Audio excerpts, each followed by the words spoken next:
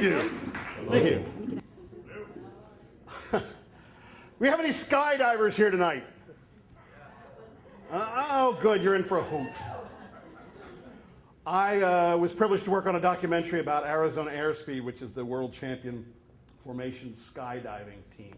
And for those of you who don't know what formation skydiving is, they have teams of 4 and 8. They jump out of the plane and they have to make as many of these prerequisite formations as they can before they open their chute.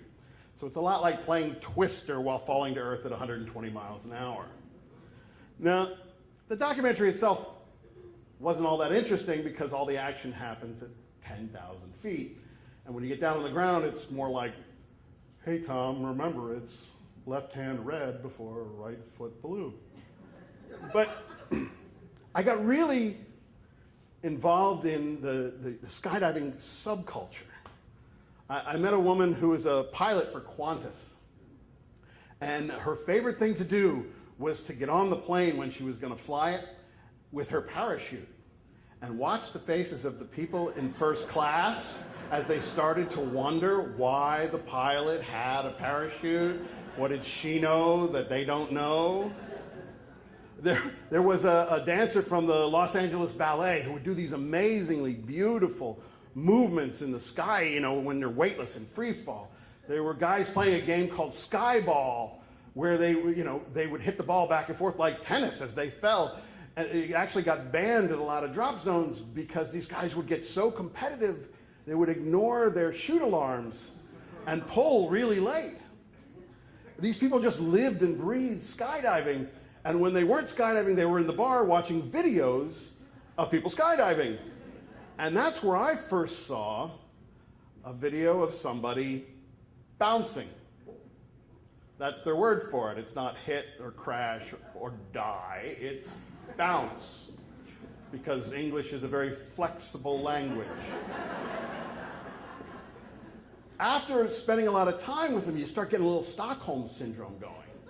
You know, you start thinking like them, want to be like them, and I'm thinking maybe I'm not. Maybe it's not so bad. Maybe I'm just been a big pussy this whole time. Maybe I can skydive. But there were 3 things against me. 1, I was working for somebody else. I was there to record sound for a documentary, and if I were to go up and skydive and bounce, that'd be pretty unprofessional. The second thing was my dad was a pilot, and he always said, there's absolutely no reason to jump out of a perfectly good plane. And I brought this up to the skydivers in the bar one night, and the general consensus among skydivers is there's no such thing as a perfectly good plane. The third thing, before I left for this job, my beautiful wife, with our infant son in her arms, told me that under no circumstances was I to be jumping out of any planes. Now, I don't do so well with orders. The first time she had ever ordered me to do something was the night before our wedding, when she told me that under no circumstances was I to be getting drunk the night before our wedding. So I closed 4 bars at a resort hotel and probably a couple in Montego Bay, but I have no memory of the evening to be able to tell you for sure. So I don't do well with orders, but I think I should take a moment to apologize publicly to my beautiful wife who is here tonight, who is hearing this story for the first time.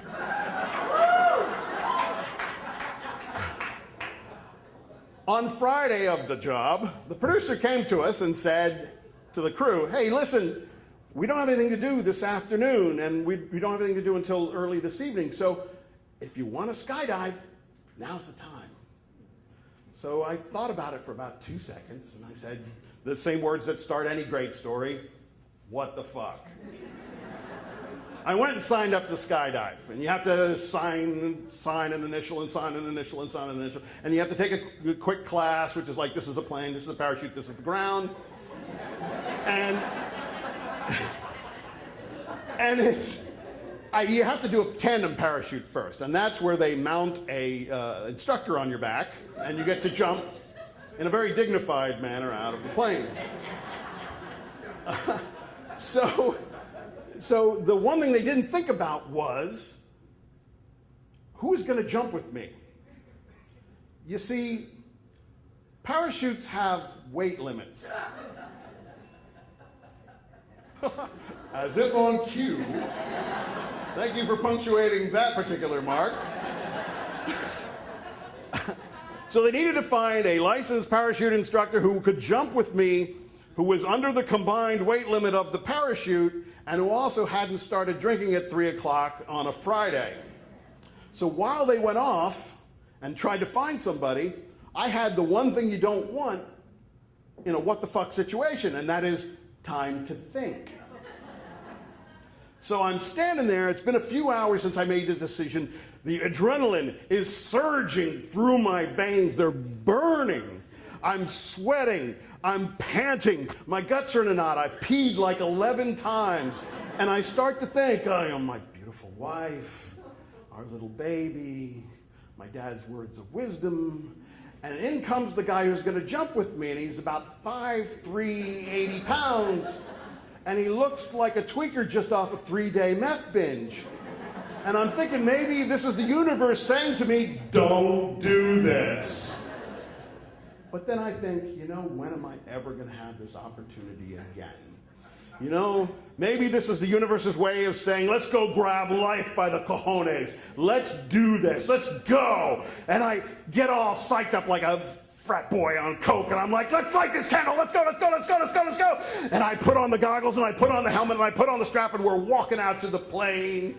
And it's like, in my mind, it's like Top Gun in slow motion. Here they are. And we get out to the tarmac, and the producer I'm working for steps up to me and says, hey, listen, we got to go do a quick interview. Can you take all that stuff off and grab your gear? Maybe you can do that tomorrow. Thank you.